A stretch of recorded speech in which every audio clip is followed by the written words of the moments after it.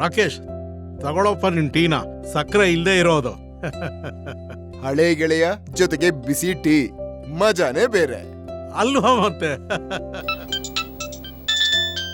ನೆಮ್ಮದಿಯಿಂದ ಟೀ ಕುಡಿಯೋಕ್ಕೂ ಬಿಡಲ್ಲ.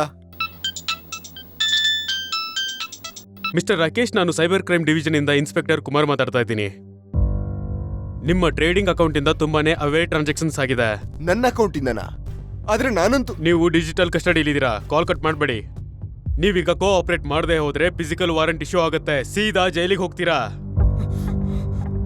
ಜೈಲ್ಗ? ಈಗ ವೆರಿಫಿಕೇಶನ್ ಆಗುತ್ತೆ. ನಿಮ್ಮ ಅಕೌಂಟ್ ಫ್ರೀಸ್ ಆಗೋದ್ರಲ್ಲಿದೆ. ಅರೆಸ್ಟ್ ಆಗೋದ್ರಿಂದ ತಪ್ಪಿಸ್ಕೊಳ್ಬೇಕು ಅನ್ನೋ ಹಾಗಿದ್ರೆ 2 ಲಕ್ಷ ರೂಪಾಯಿ ಈಗಿಂದೀಗಲೇ ಸೆಕ್ಯೂರಿಟಿ ಡೆಪಾಸಿಟ್ ಮಾಡಿ. ಈಗಲೇ. ಅಯ್ಯೋ, ಅಲ್ಲ ನೀನ್ ಏನು ಮಾಡ್ದೆ ಈಗ? ಇದು ಪೊಲೀಸ್ನವ್ರು ಮಾಡಿದ ವಿಡಿಯೋ ಕಾಲು. ಈಗ ಪೊಲೀಸ್ ಬಂದು ನನ್ನ ಅರೆಸ್ಟ್ ಮಾಡ್ಕೊಂಡು ಹೋಗ್ತಾರೆ. ನನ್ನ ರೆಪ್ಯುಟೇಷನ್, ನನ್ನ ಕುಟುಂಬದ ಕಥೆ ಏನು?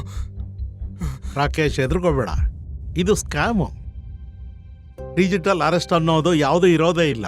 ಇವರು ಡಿಜಿಟಲ್ ಅರೆಸ್ಟ್ ಮತ್ತೆ ನಿಮ್ಮ ಅಕೌಂಟ್ನ ಫ್ರೀಸ್ ಮಾಡ್ಬಿಡ್ತೀವಿ, ಈ ತರ ಸುಳ್ಳು ಹೇಳಿ ಜನರನ್ನ ಹೆದರಿಸ್ತಾರೆ, ಅವರಿಂದ ದುಡ್ಡನ್ನ ಕಿತ್ಕೊಳ್ಳೋಕೆ. ರಾಕೇಶ್, ಯಾವಾಗ್ಲೂ ನೆನಪಲ್ಲಿ ಇಟ್ಕೋ, ಪೊಲೀಸ್ ಇಲ್ಲ ಯಾವ್ದಾದ್ರು ಸರ್ಕಾರಿ ಸಂಸ್ಥೆ ಈ ತರದ ಕೆಲಸ ಮಾಡಲ್ಲ.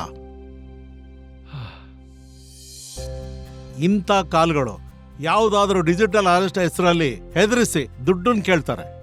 ಅದೆಲ್ಲ ಸುಳ್ಳು. ಇಂತಹ ಬೆದರಿಕೆಗಳಿಗೆಲ್ಲ ಹೆದರ್ಕೋಬೇಡಿ.